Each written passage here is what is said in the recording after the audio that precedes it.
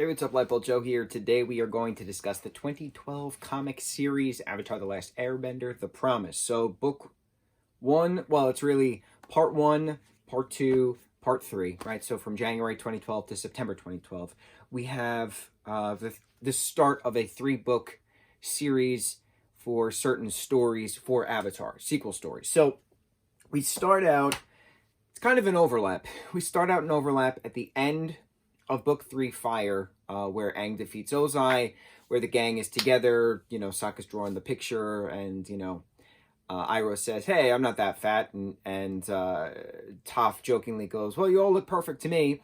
Then Katara and Aang smooch on the balcony, and then it just goes to end, right?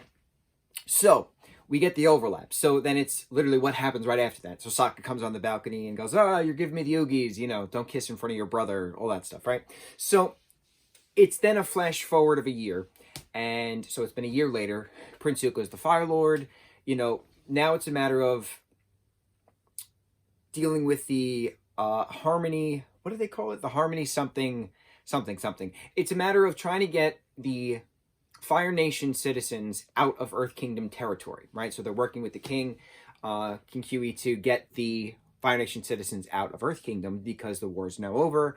There's no reason for Fire Nation citizens to still occupy Earth Nation territory. Let's move on. Let's move forward. But as the year progresses, right, so they figure this out, this harmony movement, and then within the year, of the flash forward of a year, they've relocated certain citizens, like new Fire Nation new colonials, back to the Fire Nation. But what happens when you get to a city, when you get to a town, when you get to a colony that's been there for 100 years, just like the 100-Year War? They've been there for generations. What happens? So they get to this colony of Yudao in the Earth Kingdom, and there is a mix of Fire Nation citizens with Earth Kingdom citizens. The mayor is Fire Nation, but his wife is Earth Nation or Earth Kingdom, and so their daughter has both citizenship. She is a Fire Nation citizen by decree, but she is an Earthbender, which she inherited from her mother. What happens when you have a mix of people in a city? So that's what this is exploring. So the promise, there's 2 promises. The promise is to, A, relocate all the Fire Nation citizens out of Earth Kingdom territory, but B, Zuko makes Aang promise, if he ever turns bad like his father, Ozai, to end him, to kill him. So that way we don't have another episode of bad Fire Nation leader to Avatar, trying to save the world again, right? Literally makes him promise to kill him if he turns bad. So there's 2 different promises. As the story progresses, Zuko is conflicted. What does he do? Does he take out the citizens that have been in Yudao for over 100 years? Does he leave them there? Does he break the promise of relocation? Like, what happens, right? And Aang's trying to figure this out as well. While this is happening, Toph is just started up her metal bending academy, Toph Beifeng's metal bending academy. So we meet the 3 benders that she has recruited for the metal bending. Her and Sokka help train them a bit. Suki is in this as well as the Kyoshi warriors. So May is just in here bits and pieces as like a reassurance to Zuko.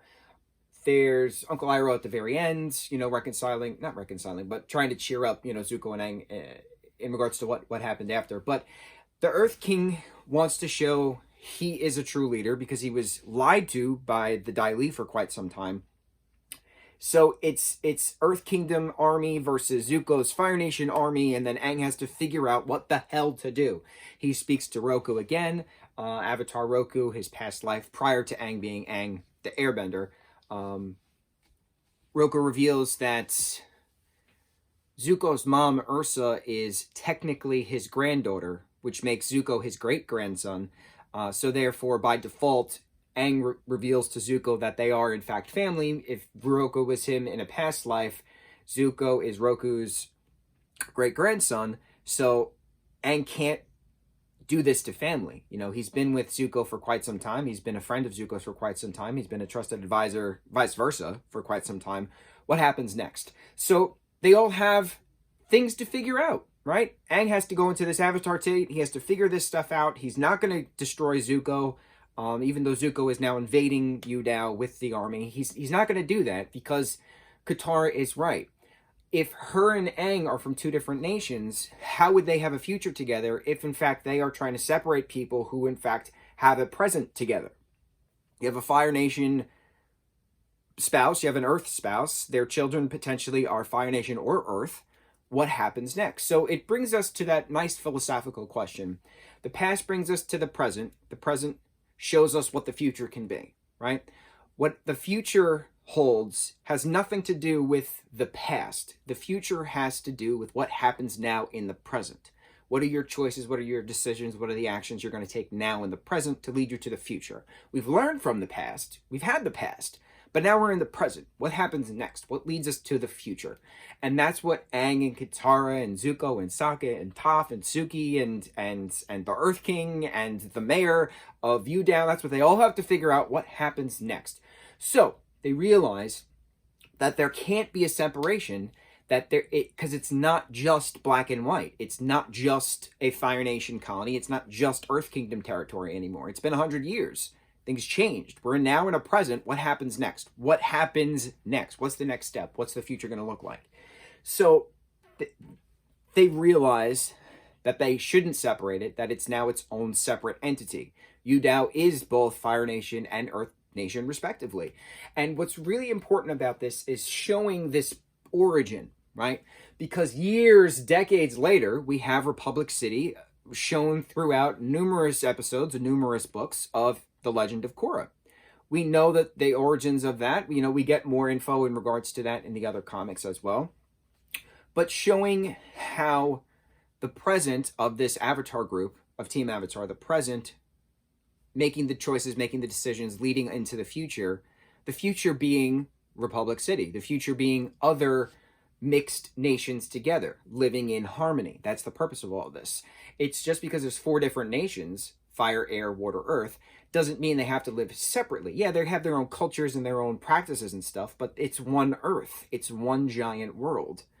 It's one part, right? So four pieces of the same puzzle. Very deep, very heavy, as all good Avatar stories are. Resolutions at the end, leading into the next bit. Zuko trying to get Azula to help now, trying to get a team together to find their mom, get some answers, get some closures, get some relief in finding their mom. So what happens next, right? It's all about what happens next. This series, the book series, the comic book series, is incredible because it's just a continuation of the show. So you see all these things. You hear the sound effects. You hear the different, voice actors, saying their lines and the snide comments and the little sound effects and things. You hear it when you're reading it, and it's pretty cool. It's pretty cool what books can do to the mind. I love this series. I love the comic book series. I love the television series. We've talked about Avatar numerous times about many of things. I'm really happy that we're going to revisit these particular comic books from Dark Horse because incredible. But it always begs to the question, specifically in this, The Promise, what happens next? What's the next step? What happens next? The future is dependent on the choices you make now in the present. After everything you've learned from the past. Boom, boom, boom. Past, present, future. Beautiful, beautiful, beautiful, beautiful. On to the next review. Mucho mahalo.